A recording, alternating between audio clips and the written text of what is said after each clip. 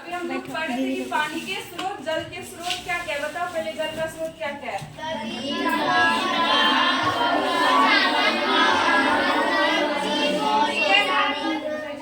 जो नल का जल का जो प्राकृतिक स्रोत है वो क्या क्या? नदी, तालाब, समुद्र, झील, झरना, ठीक है, पोखर, ये सब क्या नदी का पानी का प्राकृतिक स्रोत है जहाँ से हम लोगों को पानी प्राप्त होता है।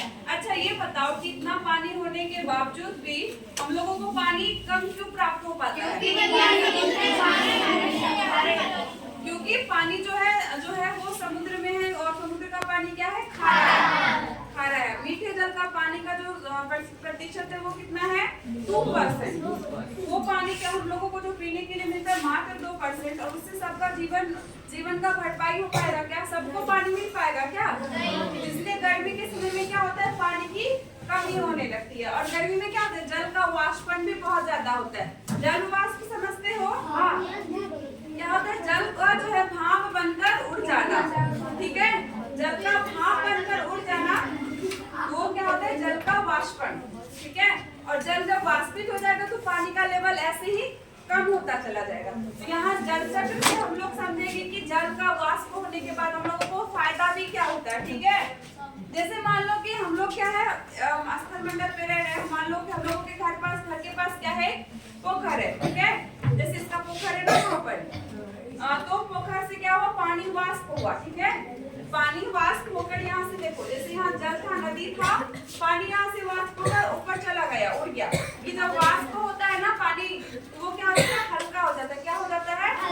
क्योंकि वो गैस में परिवर्तित हो गया। किसमें परिवर्तित हो गया? तो यहाँ से पानी कहाँ चला गया? ऊपर। और वही वाष्प होकर ऊपर गया तो वो क्या बन गया? बादल। क्या बन गया? जब बादल बन गया, वो बादल जब बन जाएगा तो फिर वो क्या होगा बताओ?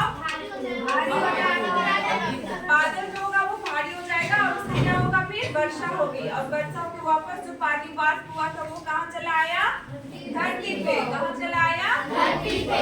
लेकिन धरती पर जो आया वो इधर उधर हो गया पानी, ठीक है, क्योंकि जो वो तो पोखर से हुआ था ना वाष्प, लेकिन पानी कहाँ? जमीन पर भी गिरा, इधर उधर भी गिरा, तो उस पानी को हम लोग ले नहीं पाए। उससे क्या हुआ? पानी का मात्रा घट गई। फिर जैसे स्थल मंडल से भी वाष्प होता है, तो वाष्प होकर फिर बादल बनता है और पानी फिर क्या होता है? बादल बनकर फिर से धरती पर वापस हो जाता है, ठीक है। इसी को हम लोग क्या बोलते हैं? जल चक्र बोलते हैं। जल चक्र।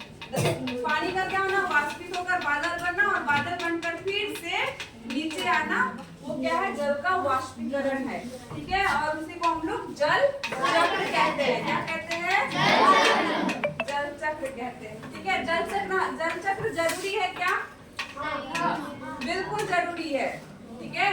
जल चक्र जरूरी है क्योंकि पानी वाष्प होना भी जरूरी है, ठीक है। फिर से हम अगर वाष्पन नहीं होगा तो बादल वर्षा होगी क्या? अब वर्षा नहीं होगी तो फिर खेतों में पानी मिलेगा? नहीं मिलेगा। तो क्या होगा? किसानों को हानि होगी। इसलिए क्या है? जल चक्र जरूरी है। जल का वाष्प होना भी जरूरी है, ठीक है, तभी तो वर्षा होगी ना। और जब तक पेड़ पौधा नहीं होगा तो वर्षा भी नहीं होगी, ठीक है। ये ध्यान रखो, अपने घर के आसपास पेड़ लगाओ, अगर पेड़ नहीं होगा तो वर्षा भी नहीं होगी, ठीक है। क्योंकि देखो जो है ना, पेड़ क्या करती है? वर्षा होने में सहायता करती है। हवा होता है, आंधी चलता है, तब जाके बारिश होती है, ठीक है। और जहाँ पर जैसे पेड़ से भी क्या होता है? पानी वाष्प होता है। पत्ता होता है ना, पता है कि ना, पत्ते में क्या होता है? स्टोमाटा। और जब वो सांस लेने के लिए, रेस्पिरेशन के लिए ओपन होता है तो उससे क्या होता है? जल का वाष्पन होता है, ठीक है। वो भी जल चक्र में सहायता करता है, ठीक है। तो जल चक्र क्या है? जरूरी है। और पेड़ पौधा तो बहुत ज्यादा जरूरी है। पेड़ पौधा रहेगा तो हम लोगों को गर्मी के समय में गर्मी नहीं लगेगा, शुद्ध वायु मिलेगा, ठीक है। इसलिए पेड़ पौधा लगाओ। बंद कर।